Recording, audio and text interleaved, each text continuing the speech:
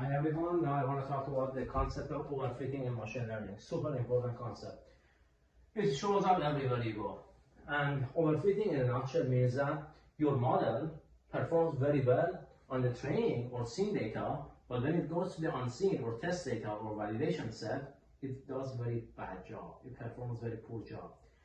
So perhaps you have seen this curve in machine learning classes, or you have seen it in the literature a lot. Loss as a function of epochs, or as a function of number of iterations. So that's how you can capture the overfitting. You perform the training on the training data set. So you expect the training loss always to go down, otherwise your model has some problem, right? So you do back propagation, you do the gradient descent, or updating the parameters, weights on the training set. So the training loss should always go down, okay? Now, when you go to the plot the validation loss, you see the validation loss is going down. This is a good sign. But at some point, it's gonna go up again. And this is the point you need to stop the training. This is called early stopping. It's one of the regularization technique, right? Otherwise, if you keep doing the training, what's gonna happen here is that the validation loss is gonna go up as well. And if you evaluate the performance of your model at this point, you will realize that, for example, the training accuracy is 95%, but the testing accuracy is 60%. And that's what it's called overfitting. All right, there is another way I want to explain overfitting to you. And let me erase here, and I want to tell you the intuitive understanding of overfitting. Perhaps this helps you a lot in your career to look at overfitting like this. A lot of people that have a good intuition to overfitting think of it like that. Overfitting means that your model does a very good job on the training data, maybe too good. So it's capturing every single point. It's trying to capture every single noise in the data set. So overfitting capturing noise in the training data.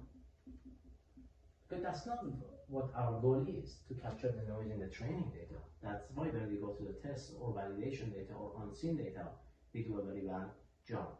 So think of the machine learning model as a curve fitting. All right?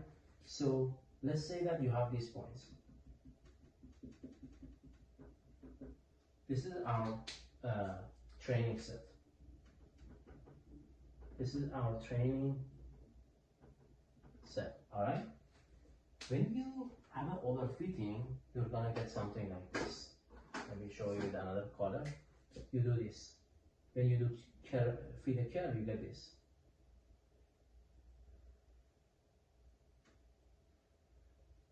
Like this. This is time we can go backward.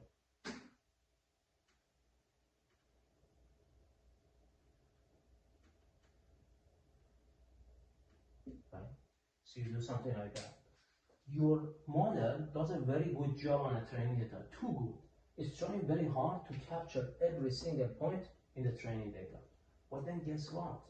If my test data is distributed similarly,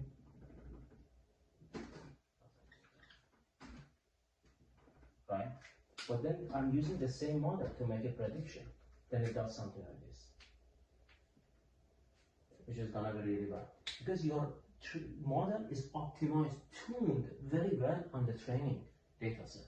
When it goes to the test, it does a really bad job. There are different ways you can think of overfitting. I always like to discuss overfitting or explain overfitting like this as well. That people see, for example, what exactly happens under hood. It's like a curve fitting. You try to fit to every single data point. The testing data is coming from the same distribution, but the different data points. It's not the same thing. So once you go to the test, you do a really bad job. But in a nutshell, overfitting means that poor accuracy on a test, unseen, and a very high accuracy on a training or seen data set. Leave a comment if you have any question, and I do my best to answer your questions. Like always, if you like the contents, please like and subscribe to the channel and share it with your friends. Thank you.